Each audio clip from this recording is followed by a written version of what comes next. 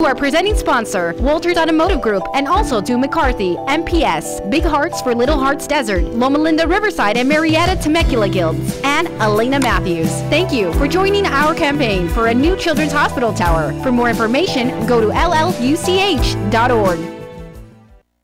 It's time to say see you later, alligator, to embarrassing and troublesome issues with your skin, nails, and hair with all-natural Cayman alligator oil. Cayman oil is locally made, right in Louisiana, where people have been using alligator oil for centuries to treat all kinds of ailments. A drop a day of Cayman oil can help you say, see you later, alligator, to athlete's foot, nail fungus, acne, eczema, rashes, dry skin, cuts, infections, MRSA, scars, burns, sunburns, and even ingrown hair and dandruff. If you or someone you know is tired of suffering with any of these skin, nail, and hair troubles, you need to visit mycayman.com to learn more about 100% natural, non-toxic, hypoallergenic Cayman oil and get a bottle today. Say see you later, alligator, with Cayman alligator oil at mycayman.com. That's mycayman.com. mycayman.com. I'm finally getting my abs back thanks to TC1 Gel. I gained some inches around the belly last year and the holidays didn't help either. But then I discovered TC1 Gel and now 2019 is the year of my abs returning. TC1 Gel is a thermogenic gel that you rub on your waist 15 minutes before exercising. Then simply put on the TC1 sweat belt and start your workout. You'll sweat like crazy and feel the burn. It focuses on boosting circulation, increasing perspiration, activates body heat, reduces muscle fatigue, and burns off more calories. Get your TC1 Gel now. Go to tc1gel.com and use the code RADIO30 for a 30% discount on this amazing product. Again, RADIO30 is a code for 30% off the regular low price of TC1 Gel. You can also go to www.tc followed by the numeral 1 gel.com. That's TC number 1 gel.com. TC1gel.com. Get rid of a few inches and get your abs back with TC1 Gel. Also, follow them on Instagram, handle TC1Gel.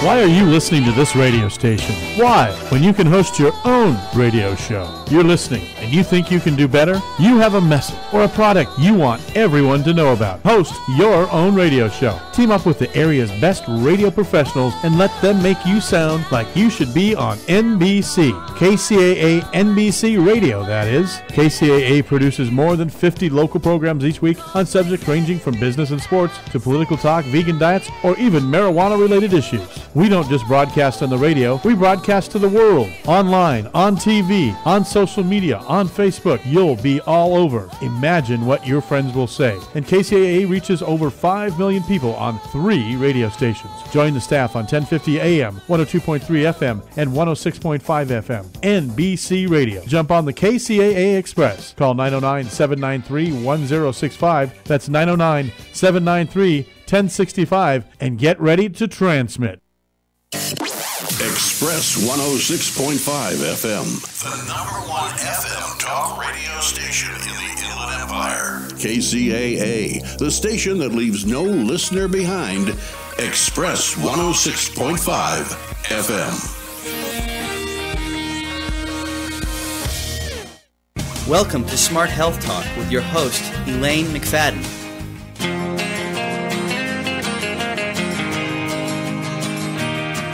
Take a walk on the wild side. Will the birds and the bees survive?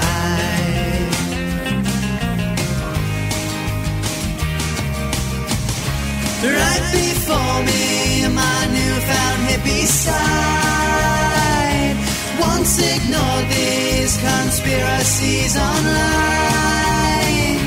Out the window, visions of the earth. Sign me up now, make sure you use your smart.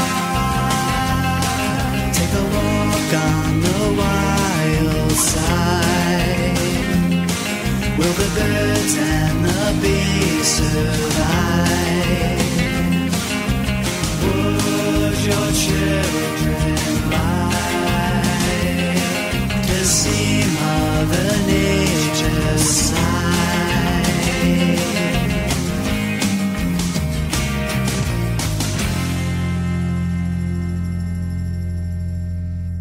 Welcome to Smart Health Talk with your host, Elaine McFadden. Hello, everyone, and welcome to Smart Health Talk Radio Show. I'm your host, Elaine McFadden, and we kind of care about your health a little bit here. As a matter of fact, that's what it's all about here at Smart Health Talk. You and your health and how you feeling, what your what your outlook is as far as like disease risk, those kind of things. We try to change that ratio to make the risk more in your favor, because who wants a disease, right? Yeah. We don't think too many people out there want that for themselves or anyone else they love. Can be a very painful experience. So, hey, why not prevent it? Yeah, that's the way we think. Well, not only do we have I have bagfuls of all kinds of exciting products that I found for you guys over at Expo West. I actually have a couple of favorites that I didn't bring with me because they're in glass jars, and they were just so incredible. I am talking about an Italian pasta sauce that had the whole cherry tomatoes in it from Italy, that I took one bite and I was just like, okay, I have never in my life. Mr. Speaker, I beg to move the motion. Oh my goodness, what was that? Okay, I have never tasted that kind of pasta sauce in my life. It was like, this is the way tomatoes are supposed to taste. And it was just so incredible. Every single bite was just pure heaven. And then I have a bone broth that was the best bone broth that I've ever had too. It was just incredible. I'm going to be posting those on our Instagram along with many of these other pictures of these products. But our really big surprise for today is those of you that are local know about the Auto Club Speedway at Fontana.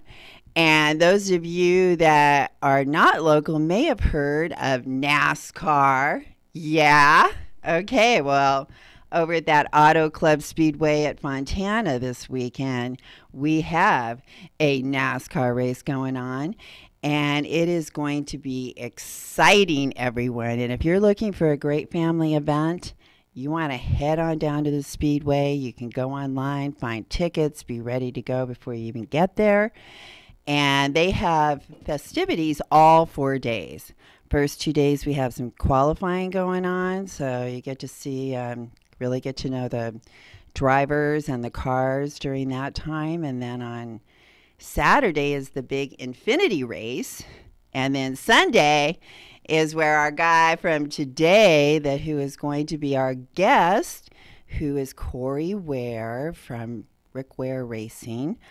He's going to be out there racing, and he's going to be in a car with one of our major sponsors, Trick Shot, which is a incredible, eco-friendly, non-flammable, penetrating lubricant that is something you need to take a look at. Trick Shot, everybody. Okay, well, that is on the car.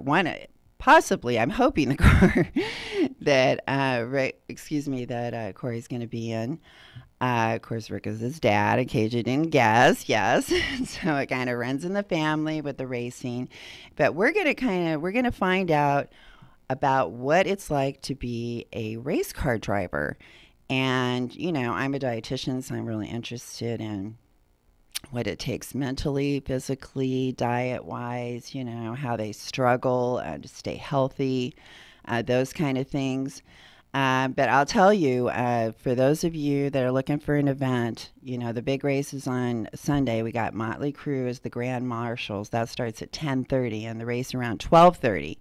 So plan accordingly, everyone. Go check it out. But in the meantime, let's have a little conversation with Corey Ware and find out what it's like to be in one of those cars driving around at the speeds they're driving, which is I know it's up close to 200. I'm not over 200. I know in qualifying you see a lot of numbers close to 200. So that's pretty fast. How many of you have even like went 200 miles? Okay, don't tell me. Don't even want to know. Okay, so do we have, Nick, okay, Cody is on the line, everyone. Hey, Cody.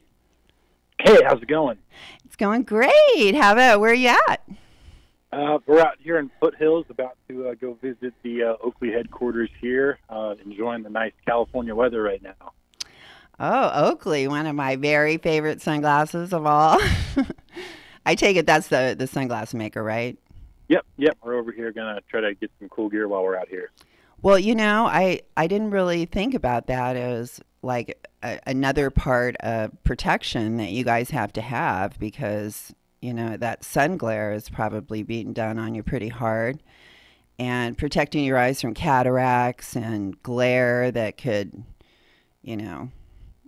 cause you to misinterpret something, right?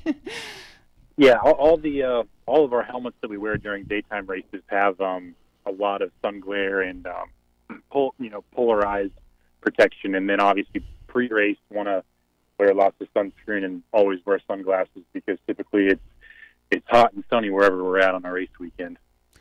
And like how hot does it get inside that car? We can see it as bad as 140, 150 degrees inside the race car if it's an especially hot and humid race weekend. Gosh, I'm just wondering if I've ever even been in heat like that. I'm not sure how hot the sauna gets. I was trying to figure that out in my head, but yeah. But go ahead. Yeah, that's one of the major ways I do prepare for the heat inside the race car. Is I always end my day at the gym in the sauna, and even that doesn't really compare to the humidity and temperatures you feel inside the race car. But if you can't handle the sauna, then you're definitely not going to be able to handle the race car. And so I try to at least spend an hour or so, as much as I can possibly handle, at the end of a gym regimen, because that's the only way to even try to replicate what we're feeling inside the cars. Hey, you may want to seek out some of those Swedish-Finnish people that hold the record for staying in the sauna for the longest time. Have you ever seen those people?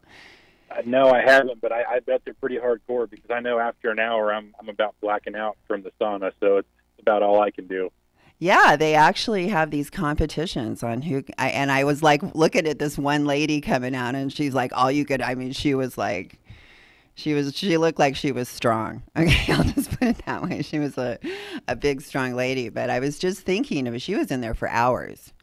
I'm just damn, that lady is I've got a ways to go on that for sure.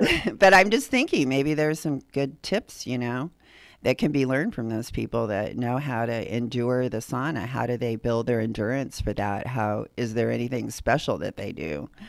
I'm sure there is, and I'm sure reaching out to somebody like that would definitely enlighten me on how to handle the race car better as well as far as the temperatures go.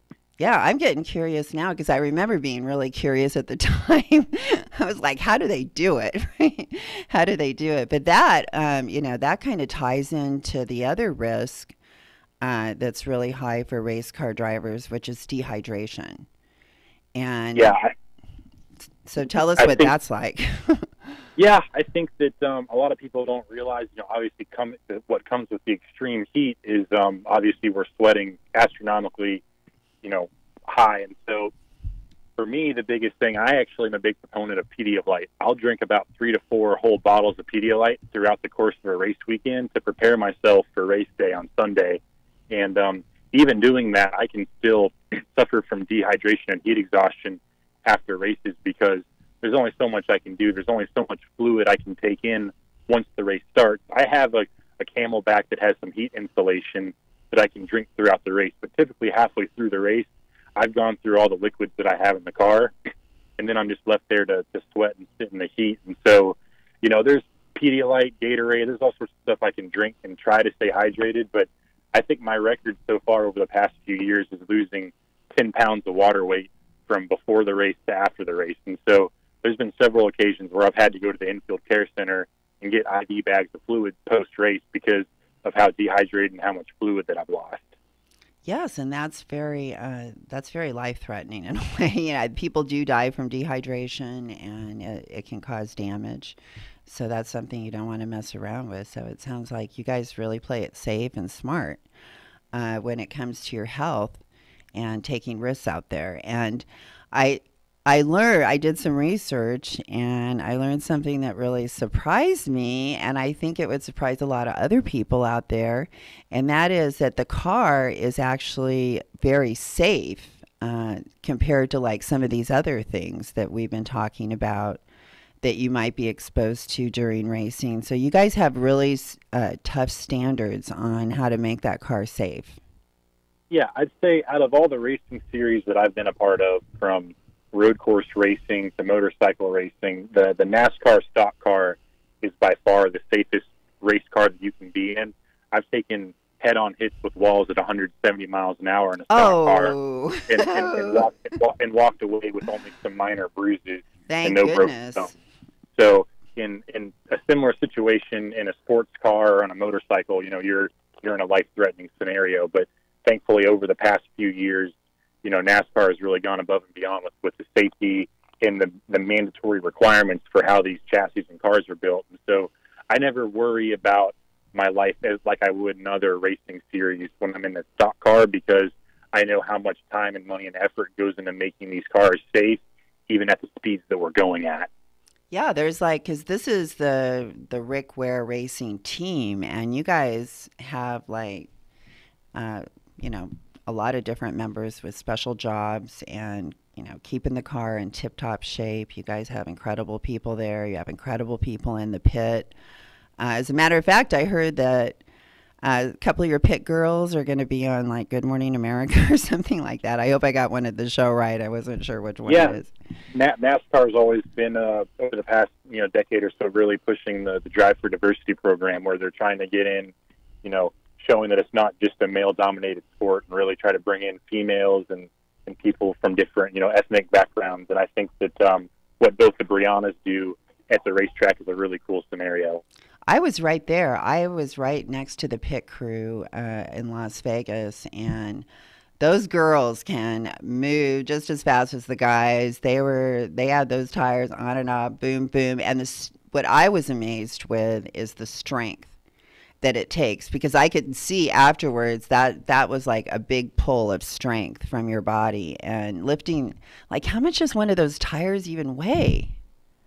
I'd say easily 30, 40 pounds, if not more. But also to be able to maneuver those in such a finite way, and be able to finesse such a pinpoint accuracy where you're putting the tires is definitely takes a lot of strength. It's one thing to pick up something that weighs 40 pounds, but to be able to pick it up and accurately move it and put it onto the wheels to where you're not messing up is a whole other job in and of itself.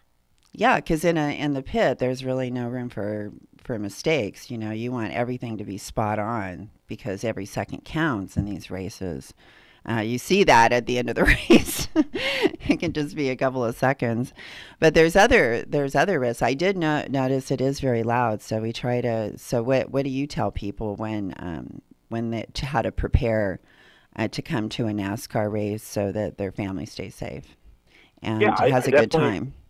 Anytime that I bring any of my friends to the racetrack that aren't familiar with racing, I always make sure that before on-track activity starts, they either have a pair of earplugs, or I give them a headset and a radio, which is what our team uses to communicate during the races. And those offer pretty equal levels of hearing protection. So as long as you have earplugs or a radio headset on, one of the two, you're going to be okay. But I definitely don't recommend people that haven't been to the racetrack to experience it without having any ear protection, because even me being around it for years and years, it still is painful to hear cars start up when you're not, prepared for it. Yeah, I worked in a place where they had loud music before, and I think that I took a hit from that.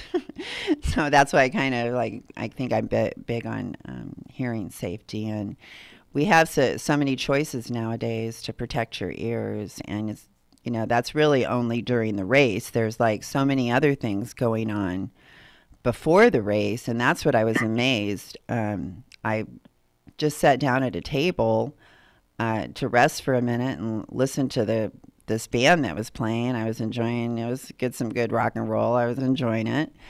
And another couple sat down next to me, and they started talking and found out they had came all the way to Las Vegas from New York City for the race. And so you guys have NASCAR fans that like follow you guys around the country because you guys have over 50 races that you do for this whole circuit, right?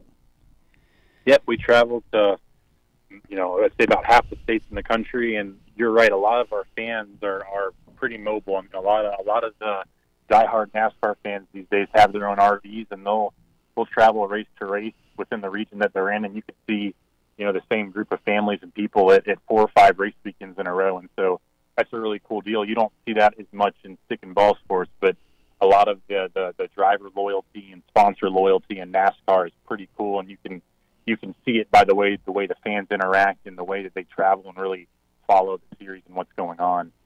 Because it is kind of a social event where that's a great place for meeting new people. I mean, where do you really get to do that with your family?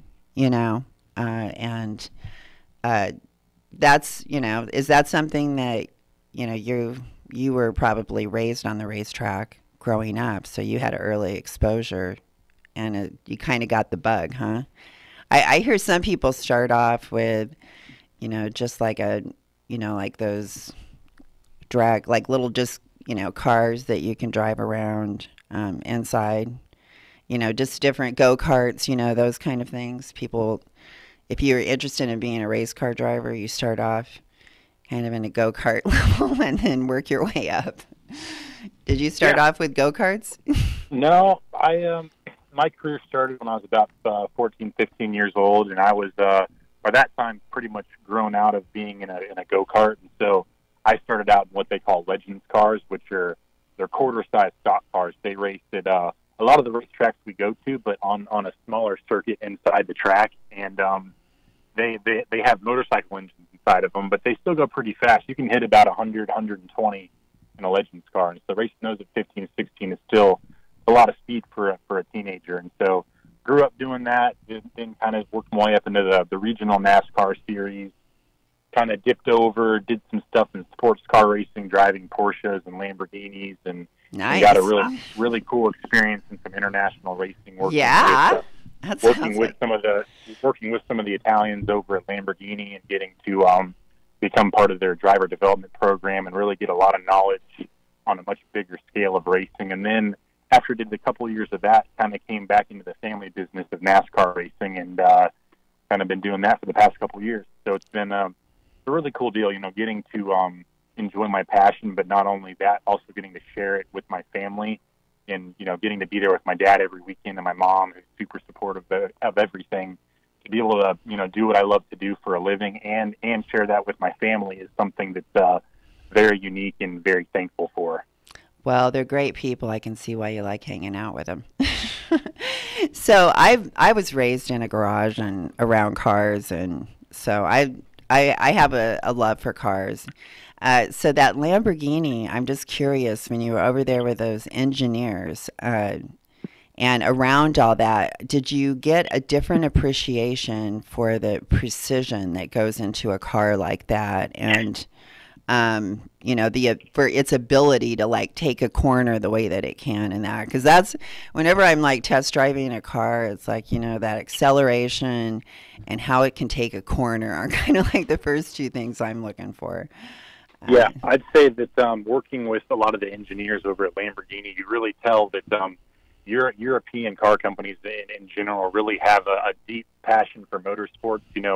Other than soccer, I'd say auto racing is probably number one or number two in Europe as far as sports go, and you can really tell that in the passion and fire that a lot of these guys that work for these companies have. I mean, even your engineers and people that aren't necessarily in the higher ups of making decisions at the company really have a diehard passion and loyalty to these companies, because they believe in the precision and quality in the brand, and there's really a persona behind the brand, which is very important to people over at BMW, Audi, Lamborghini, Ferrari, people like that.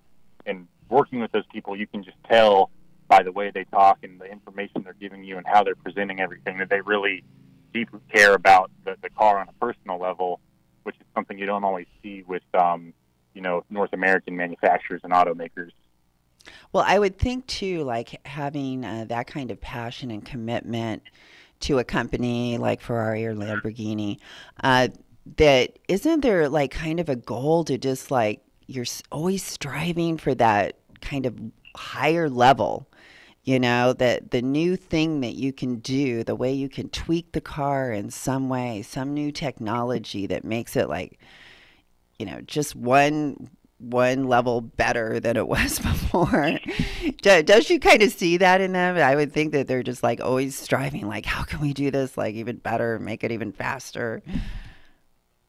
Yeah, absolutely. I think that one of the cool things about a lot of those companies overseas is they strive to develop race car technology that down the road in a year or two will get bled into the production cars. And so a lot of the technology that I was working with when I was racing for Lamborghini on the sports car side, eventually you start to see a lot of that technology inside the production cars and cars that people can buy off the showroom floor. And so a lot of those, they really pride themselves in that. And obviously for companies like Lamborghini and Ferrari, who are both two Italian manufacturers, they are very fiery in their competition on the racetrack because, for them, a lot of the way they sell their cars is their performance on the racetrack. And so on a weekend where Lamborghini can go out there and beat Ferrari, that helps them sell cars and sell their image as a premier automaker and as far as speed and performance goes, and vice versa when Ferrari goes out and, beats Lamborghini. And so it's really cool to see the dynamic and how that affects sales and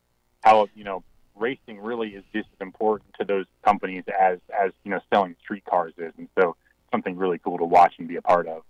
Yeah, I never really thought of it like that, Cody, on how racing is actually pushing technology that in turn is ending up in making our cars probably safer, for one thing, because, safety is such a big issue. Being able to take those impacts, that's everything, in a car when you have an accident. And, making it where a high level of safety is the standard, not where only the people that can afford the luxury car get to have a high level of safety, where it's kind of just the standard, that we're able to achieve that and, making it more efficient, cost effective, the design, all those things that go into safety, because I'm all about public health and definitely car safety is a big deal. So what drives what kind of cars that you guys drive? How do you choose, what brand of car? A lot of it comes down to funding and availability. This year we've run both Chevys and Fords in NASCAR, and that really comes down to cost of running the different manufacturers and also what components of the race car is available at any given moment. So there might be months or weeks where getting a hold of a Ford chassis and motor is cheaper than a Chevy, and so it might make more sense to run, a Ford over a Chevy one weekend, and then it might make more sense if you can find a good deal on a Chevy one week to purchase one of their chassis and motors. And so it fluctuates a lot in the industry, and obviously as a team that doesn't have an infinite amount of dollars, we really have to pick and choose our battles. And so a lot of that for us is more of a cost thing more than anything. Both manufacturers and Toyota as well have the capabilities of being race-winning, front-running race cars. And for us, it's about, what's the best bang for the buck we can get at any given time. Yeah, just to, having your hat in the ring and being able to get out there and race and, be part of the event and participating in this and doing something you love.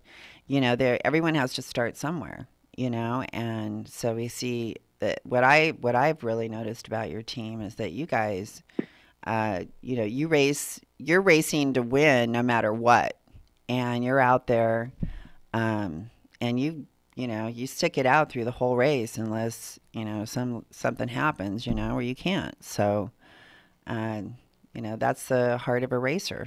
That's what I see out there. So how do you keep mentally, when you have so much going on around you, when you have like someone crashing next to you or behind you or getting close to you, how do you stay mentally focused? Because I just think that is like a skill that people should learn.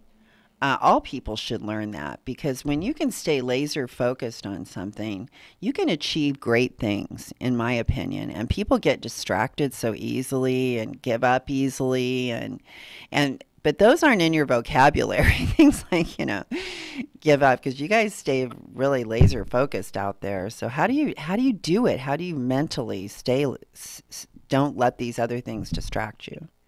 Yeah, I mean, I'd say, to kind of preface, I'm a little bit of an adrenaline junkie, and for me, I'm a pretty high-strung person on a day-to-day basis. But surprisingly, you'd think that hopping in a race car and all the anxiety and speed would amp me up and put me on edge. But I'm actually typically the most calm and focused I am at any given moment when I'm in the race car versus any other day-to-day activity. And so for me, it's almost like when I get in my zone or in the office, as I like to call it, when I get to work in the race car, it's a moment where, I have my team and my crew with me and they're on the radio and talking to me, but I hop in and I strap in, and it's me, myself, and I inside that race car.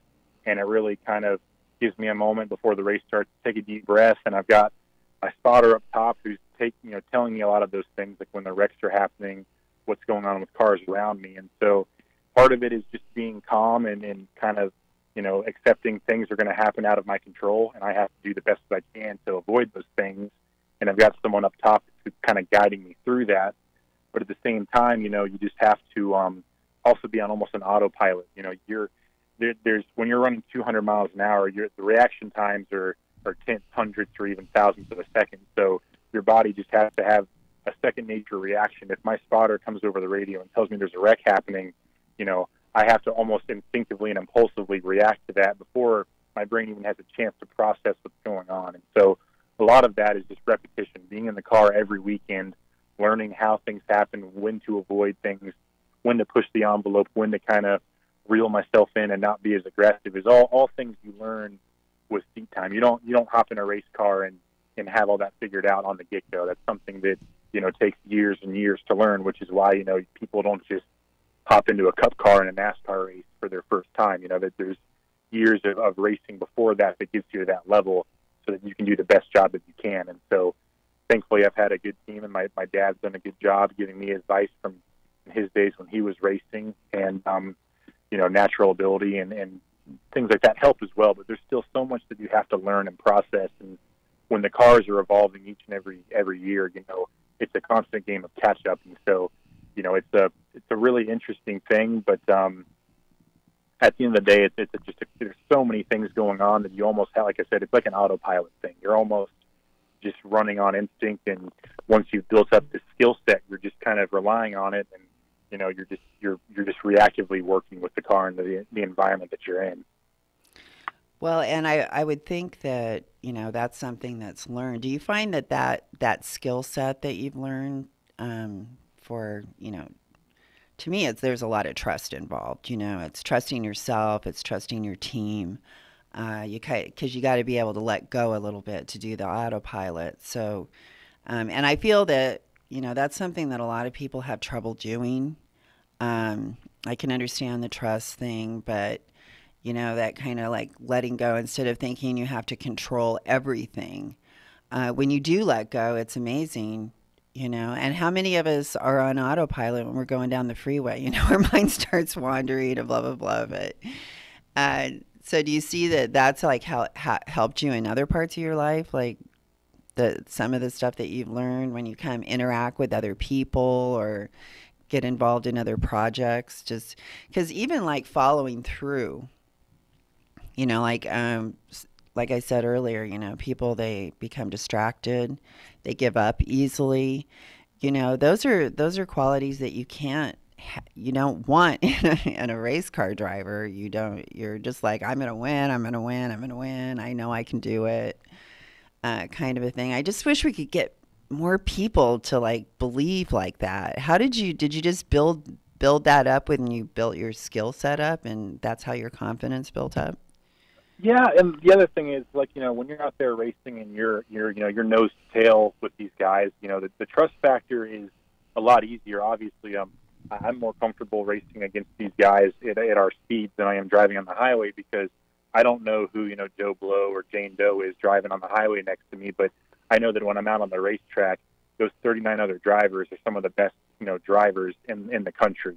And so yeah, good point. I don't just have trust in myself, but when I'm on the inside of somebody doing, $180, $190, I know that the person next to me is also one of the best in the business, and they have, more than likely, me being one of the younger guys in the sport, have decades of experience on me. So it's not just about trusting myself and the crew, but also having trust in the guys you're racing against, knowing that, you're in good company. You're not racing against somebody that's just doing this for fun or trying it out and seeing what happens. You have to have trust in knowing that. And they're professionals. They're all professionals.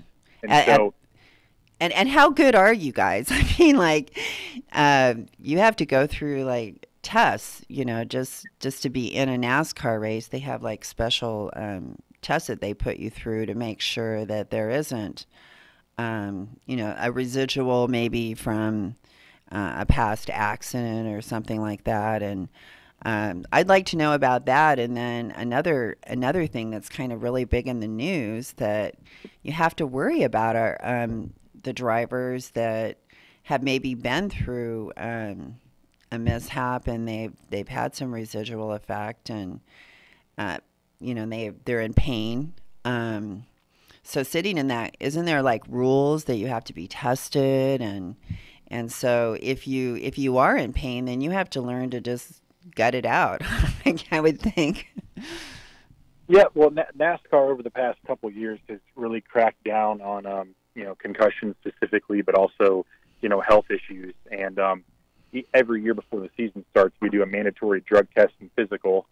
And every 2 years, we have to do a mandatory concussion test where we don't just do the basic, they're not just checking to see your reaction times, but we have a full-blown test that we sit down in a computer at, answer a lot of questions, test memory, reaction time, different combinations of the two.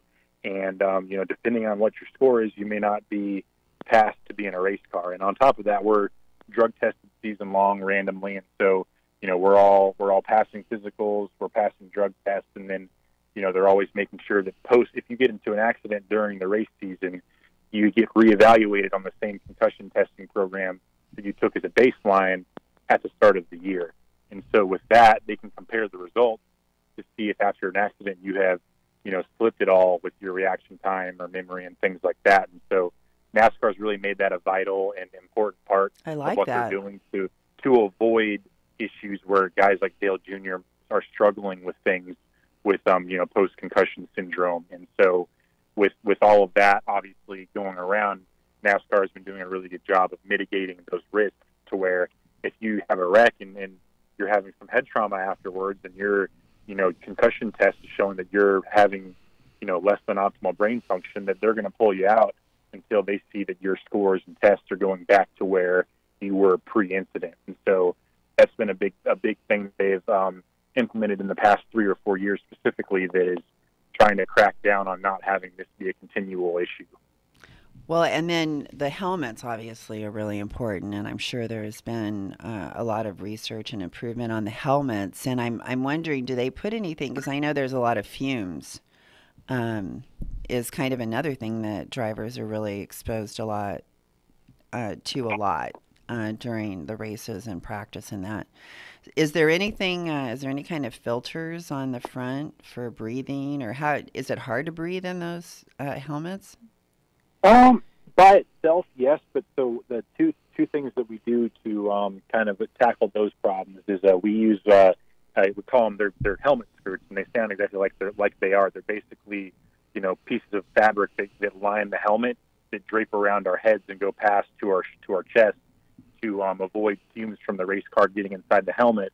And then on top of that, on the top of our helmets, we have an airflow kit that actually has a filtration system that pumps air from outside the race car through a filter, has an AC unit, and then pumps it into our helmet so that we're breathing fresh, purified air. So that we're not getting carbon monoxide poisoning. I've had a few races in the past where my filter has malfunctioned and broken, and I've run half a race without it, and my CO levels were through the charts, and I had to have oxygen and fluids for several hours because I had pretty bad carbon monoxide poisoning.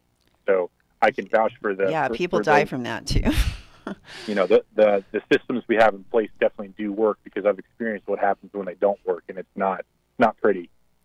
God, those early race car drivers must have really had it tough. I mean, right now it's mandatory. I mean, they used to run with open face helmets back in the day, which is, I would never hop in a race car with an open face helmet. But that's again, that's lead gasoline too. Right, and that's how far safety's come over the past 30 years in NASCAR. So is fuel really changed a lot too? I see the gasoline guys out there, putting that in the pit when the pit crew's, going, and I'm just I was kind of wondering about the fuel, because that's a pretty big deal in a race car. Yeah, so NASCAR went on it's called NASCAR Green, which is basically their initiative. We're running on ethanol now. So in the stock cars, we're running on corn, basically, more or less. We're a lot of the corn fields up in Iowa are where we get the corn from that fuels Sunoco. Sunoco processes the corn, and we're basically running on a close to 90% ethanol blend. So we're almost all, biodegradable, green, eco-friendly race fuel now. So we're not using traditional gasoline like you find at the pumps. Well, you'll have to hook up with Marshall Maddock. He's the guy that's unleashed cellulose and can make ethanol out of cellulose, and it's pretty incredible. He can make all kinds of other things too, and he's going to change the world in a big way. The cellulose is one of the most abundant things on the planet, and he's actually figured out how to tap into that. It was too expensive before, but ethanol will be one of the products that he'll be producing. So I don't know how good that would work in a NASCAR, but checking it out, because you don't have to grow corn to get it. You kind of use it just from leaves that have fallen on the ground. So, right. Yeah. So I don't know. I'm fascinated with his work and what he's doing, because it could just eliminate sources of other toxins. But of course, I know I've kept you a long time, but I have to ask about the food that you eat. I know you said it's tough. I did have some of the food that was over in the driver area. It was some pulled pork and asparagus, and I think there was some salad. I thought that it tasted really good, and at least that was real food, not a lot of bread and stuff like that. But I'm sure you must, being on the road, find it really hard to find healthy foods to eat on a regular basis. Yeah, absolutely. That's one of the biggest struggles of being on the road. So, on this West Coast swing, we've been from Vegas to Phoenix to now California, and there's definitely not a whole lot of healthy options when you're on a highway for hours on end. But protein is probably the number one thing as far as a race weekend diet. Friday and Saturday, I'm trying to load up on protein as much as I can. But on actual race day on Sunday, it's almost strictly carbs. And because I've done a little bit of diet research, I've also had some dietitians in the past help me through it. But protein's always hard on my stomach early in the morning and before races, and so I stick to the carbohydrates for energy. But obviously, you can't leave out protein, so I almost stack up on protein, on the days leading up to the races, and then pre-races, all the carbs I can fit in my stomach, whether it's pasta, macaroni, whatever it may be, because that's kind of the last little bit of fuel I'm going to get before I hop in a race car for 4 hours straight. Has anyone in the racing world become interested in vegan meals? Has that ever? Yeah, actually, one of my friends, Landon Castle, he drives the 00 car in the Cup Series. He's actually vegan. He's been vegan for about 4 years now, and talking to him about it, it was a tough transition at first, because the extreme conditions that our bodies are being put under in the races, your body gets used to eating certain things before races. So making the switch over to being vegan was tough for him at first, but he says that now that he's on it, he's the best he's ever felt and has more energy throughout the day, not only on race weekends, but in day-to-day life as well. So I definitely believe in the benefits of it, but I myself am a long ways away from being a vegan. I love a good steak, and I don't see that being in my future anytime soon. Have you ever had a grass-fed steak? Yeah, I've had grass-fed steak, and actually, I've had vegan food. A couple of my friends up in Chicago, they took me to an all-vegan restaurant where they have those Impossible burgers and Impossible meat, where it's all man-made and organic and not from animals. And I was pleasantly surprised how well it tasted and how I actually enjoyed a full-blown vegan meal. So I think if that stuff becomes more readily available and the cost comes down on it, that I could see myself implementing more of that in my day-to-day diet. Yeah, I think that's what's. I think you're right. I think that's driving and accessibility. Like you said, you had a good restaurant to go to.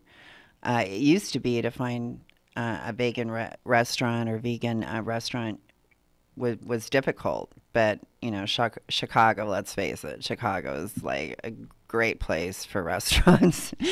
It's one of my favorite cities of all. Love going to Chicago. So where are you from originally? I'm from Greensboro, North Carolina. So family's kind of all over the place. My dad is from Irvine, California. My mom's from Houston, Texas, and I was born in North Carolina. So we're kind of spread out all over the place. Well, I've got relatives back in Texas, and of course I'm a California girl, so I got two states the same there. Can't say I've visited. I can't. Where was Hilton Head again? Is that South Carolina? I've been to Hilton Head. That's the closest I've been to a Carolina. So, but I loved it there, and I love the people. They're fantastic. And so, what's some of your favorite cities on the circuit here that you love going to? No, not that we're saying any favorites, but people have got to have a couple of favorite cities they like to go to. Yeah, I'd say my top three are definitely Vegas, L.A., and New. We played a good place called Watkins Glen up in New York. I actually went to college out here in Riverside for a couple of years before I went full-time racing. So coming out here to Fontana and racing is always fun for me because I get to see some old classmates and some friends from back in the day. Vegas is one of my favorite cities in general. I just love to get away, enjoy a nice beachside resort, and go to the clubs and unwind in the off-season. I'm a big fan of EDM music, so some of the best DJs in the world, visit Las Vegas quite frequently. So one of my favorite places. And then New York is also a really cool place. It's kind of hidden away up in the lakes and mountains up in New York, kind of in upstate. And it's kind of crazy to have a racetrack out in the middle of where it is in New York. And so I'd say those are probably my three favorites on the tour out of the 36 races we do a year. I guarantee my New York friends that I met at the NASCAR race that they're at that New York racetrack for sure. Oh, without a doubt. Yeah, no doubt. Yeah, they've definitely, that's got to be the highlight. That one's in their backyard. So I'm pretty sure they're from northern New York. And they looked fantastic. I just remember that. And I thought, God, I got to go visit that city. They look like it's a small town. So they got small town life. And you can tell really easygoing, not stressed.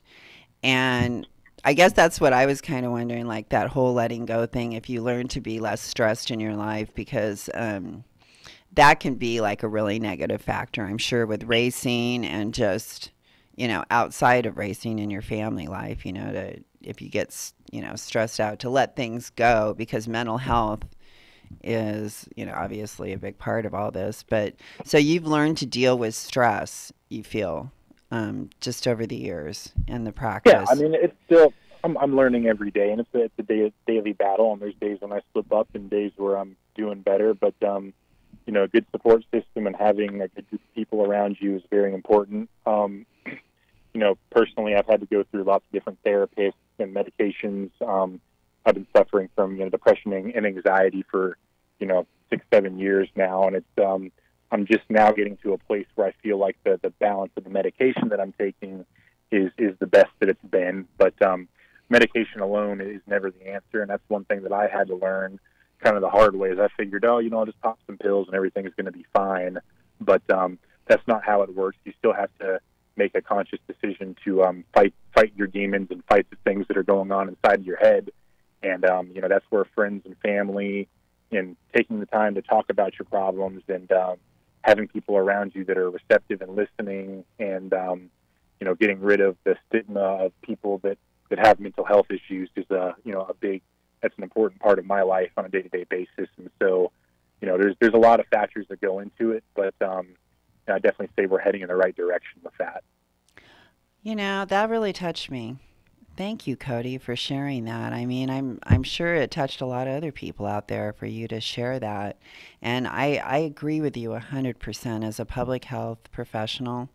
That is mental health is, that's 50% of it. You got your physical, you got your mental, and your mental state, it just influences so many different things. And that's why I had to ask you, I'm sure like the stress of all that really kind of, you have to learn how to deal with it, because you can't like be doing the blame game or like putting responsibility on other people. And it sounds like you've really learned how to like take that responsibility for yourself and your own actions. And to me, that's one of the most important lessons we can learn as like adults and human beings, is to take responsibility.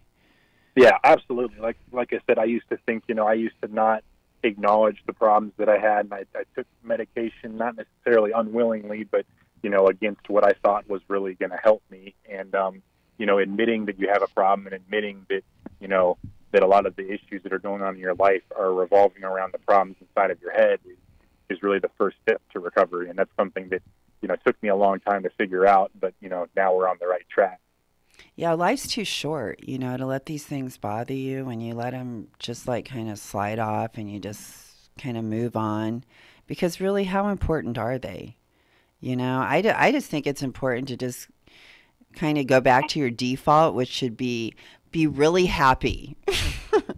Be really happy and thankful for everything that you have in life. And you are just like such an incredible role model, Cody. I want to thank you so much for sharing so much of your life with us today and giving us a window into the life of a race car driver and the different things that you experience and what it's like in that world. You really took us there, and I appreciate it. No, absolutely. I'm glad you had me on.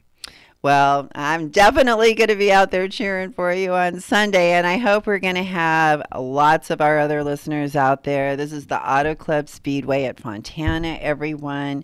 You can go online and get tickets, right, Cody?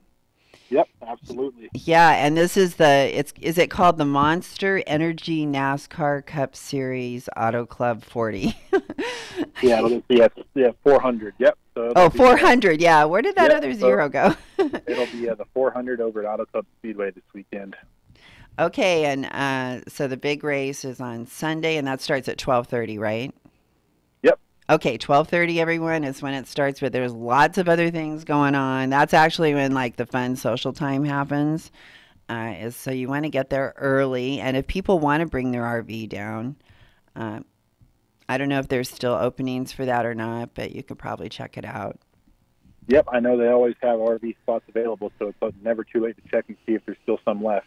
Well, it's a party time, and you want to go have a good time. You want to party. You want to meet new people, good people.